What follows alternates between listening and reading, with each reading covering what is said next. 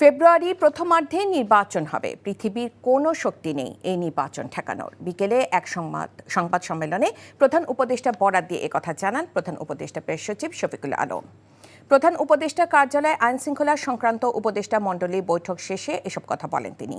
Press সচিব জানান, বৈঠকে সাম্প্রতিক বিভিন্ন বিষয়ে আলোচনার অংশ হিসেবে নির্বাচনকে কেন্দ্র করে সার্বিক নিরাপত্তা ব্যবস্থা নেওয়ার নির্দেশনা দেওয়া হয়েছে। অন্তর্বর্তী সরকার দায়িত্ব নেওয়ার পর থেকে এখন পর্যন্ত 1615টি বিক্ষোভ ও বিভিন্ন কর্মসূচির ঘটনা ঘটেছে।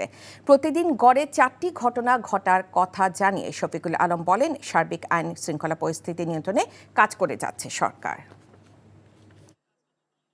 বৈঠকে সিদ্ধান্ত হয়েছে ঝটিকা মিছিল সহ বেআইনি সমাবেশের বিষয়ে মনিটরিং জোরদার করতে হবে।